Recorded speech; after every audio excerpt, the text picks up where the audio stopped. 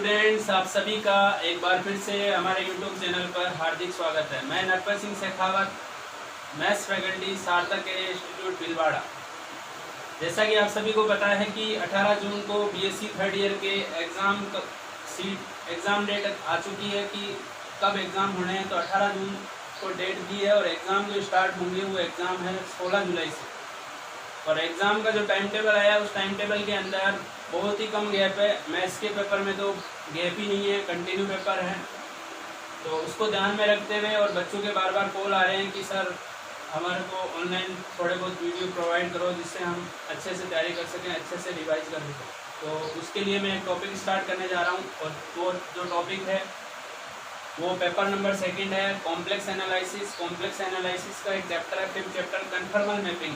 हिंदी में इसको अनुपूर्ण प्रतिचित्रण बोलते हैं। और इस चैप्टर से 25 मार्क्स के क्वेश्चन आते हैं, मतलब 75 मार्क्स का पूरा एक पेपर है जिसमें से 25 मार्क्स।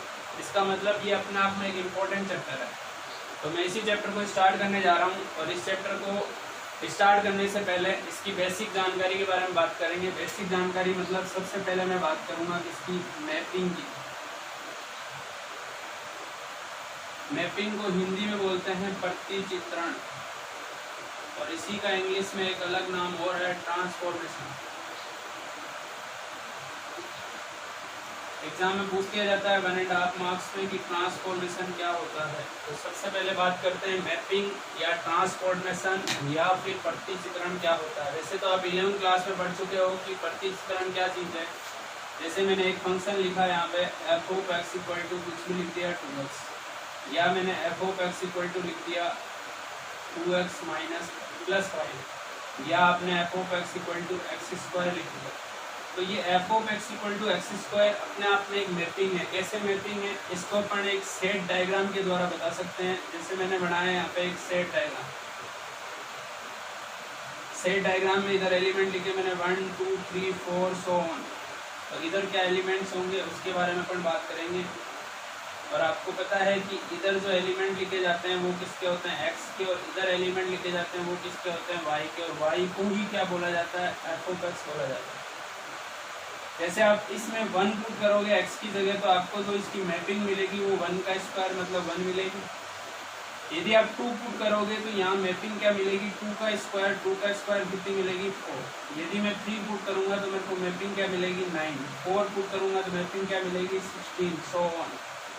तो कहने का मतलब ये हुआ कि मैपिंग क्या है। मैपिंग ये है कि अपन एक XY तल के अंदर x के एलिमेंट को y के एलिमेंट के साथ एसोसिएट करेंगे। और वो एसोसिएट जो करेंगे वो कैसे एसोसिएट करेंगे, 1 1 1 2 फंक्शन के द्वारा। 1 1 1 2 को हिंदी में बोलते हैं एक एक की असाजत। मतलब इधर से आप रखोगे जो भी एलिमेंट, उधर की जो इमेज बनेगी वो इमेज यूनिक होगी। यूनिक होने का मतलब इस 1 का और किसी के साथ कोई रिलेशन नहीं होगा। तो इस टाइप की जो मैपिंग होती है वो तो नॉर्मल अपन मैपिंग है, इसको बोलते हैं फंक्शन। फंक्शन और मैपिंग एक ही बात है। अब इसको यदि मैं इसमें प्लेन में डिनोट करना चाहूँ तो कैसे डिनोट करूँगा, तो देखो प्लेन में ये तो है x और ये क्या है y। x x है, x x सिंपल एक लाइन हो सकती है। इस लाइन पर मैं डिनोट कर सकता हूँ 1 को भी, 2 को भी, 3 को भी, 4 को भी, 5 को भी, डॉट डॉट डॉट। तो इसको डिनोट करने के लिए अपन किसकी बात करते हैं, अपन करते हैं XY प्लेन की बात। ये जो है वो आपका क्या हो गया XY तल या XY प्लेन। ये तो है x एक्सिस और ये आपका हो गया y एक्सिस। जैसे x में एलिमेंट कितना है 1, y में भी कितना है 1, तो आप इसको डिनोट कर सकते हो। इससे आप डायग्राम बनाते हो। इसका इस f of x को अपन क्या लिखते हैं y। इसका जब डायग्राम बनाते हैं तो डायग्राम कुछ ऐसा बनता है।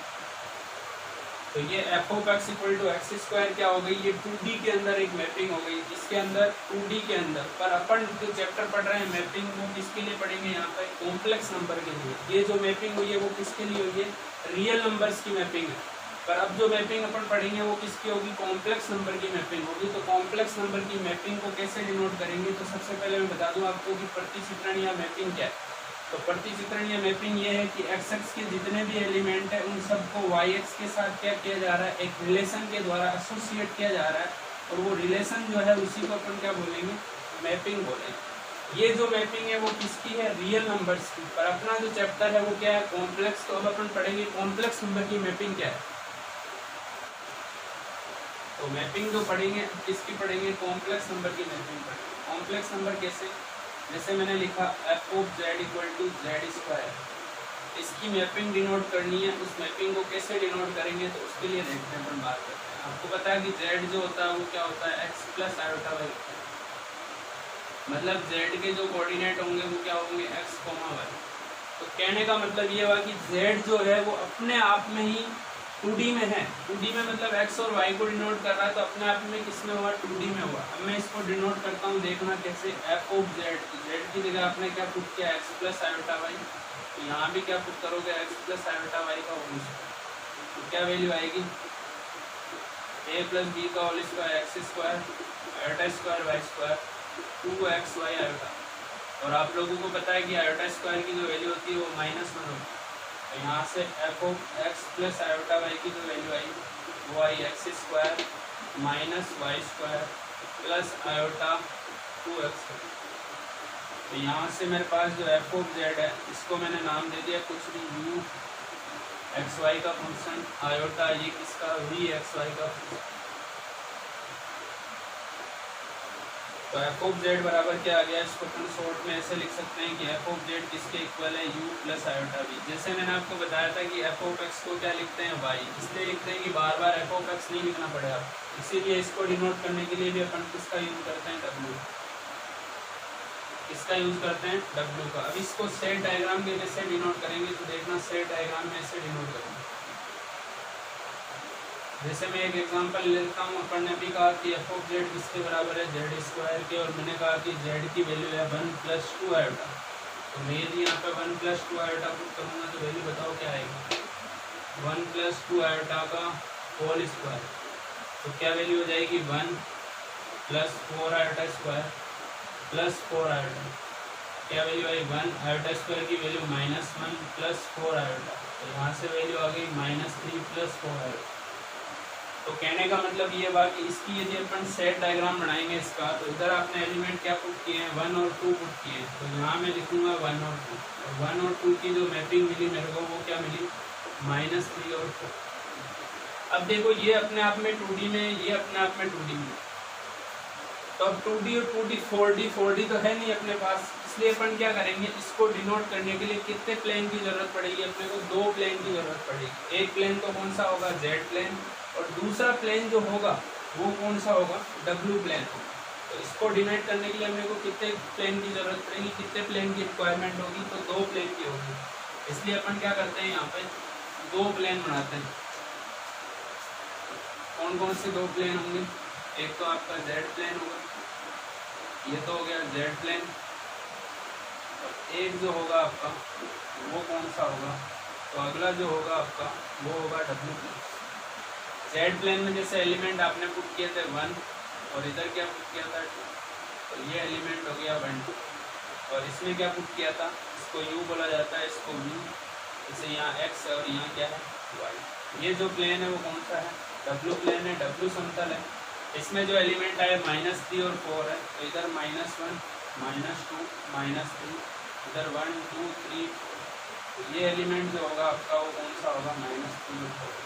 तो कहने का मतलब जेड प्लेन के एलिमेंट को आपने मैप किया, तो उसकी इमेज जो डब्ल्यू प्लेन में बनी वो ये इमेज बनी। तो ये जो ट्रांसफॉर्मेशन है इसको क्या बोलते हैं, मैपिंग बोलते हैं। किसकी मैपिंग हुई है, कॉम्प्लेक्स नंबर की मैपिंग हुई। इसमें 2 प्लेन की क्यों रिक्वायरमेंट पड़ी, क्योंकि जेड अपने आप में क्या है, 2D को डिनोट कर रहा है, और डब्ल्यू भी अपने आप में किसको डिनोट कर रहा है, 2D को। इसलिए यहाँ पे कितने प्लेन की रिक्वायरमेंट हुई, 2 प्लेन की। तो जेड प्लेन के एलिमेंट को डब्ल्यू प्लेन के एलिमेंट में डिनोट करना भी क्या कहलाएगी, आपकी मैपिंग कहलाएगी। कौन सी मैपिंग, कॉम्प्लेक्स नंबर की मैपिंग। अब जो मेरा टॉपिक है, जो चैप्टर का नाम है वो है कन्फर्मल मैपिंग। कन्फर्मल मैपिंग क्या होती है उसके बारे में समझते हैं। ये तो नॉर्मल मैपिंग की, मैपिंग का सीधा सीधा मतलब ये हुआ कि जेड प्लेन के अव्यूम को डब्ल्यू प्लेन के अव्यूम के साथ एसोसिएट करना, 1 1 1 2 के साथ एसोसिएट करना ही क्या कहलाता है, मैपिंग कहलाता है। अब अपन बात करेंगे किसकी, कन्फर्मल मैपिंग। तो देखते हैं कन्फर्मल मैपिंग क्या होती है। एग्जाम में पूछा जाता है 1.5 मार्क्स में कि कन्फर्मल मैपिंग और आइसोगोनल मैपिंग क्या होती है।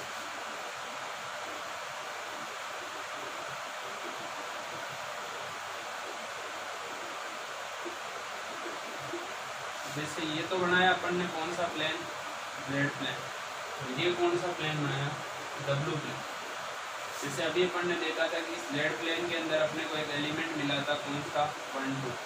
ऐसे बहुत सारे एलिमेंट हो तो बहुत सारे एलिमेंट से अपन एक कर्व डिनोट कर सकते हैं। ये मान लिया कोई कर्व है और इस कर्व को मैंने नाम दे दिया सी। इसी के करस्पॉन्डिंग इधर भी कोई होगा कर्व, कोई मैपिंग होगी, कोई कर्व होगा, और उस कर्व को अपन ने मान लिया कि कौन सा कर्व है वो, कुछ भी नाम दे दो, आपने नाम दे दिया इसको पी। ये पॉइंट एक पी था और इसके पॉइंट को मैंने नाम दे दिया कितना, पी डैश।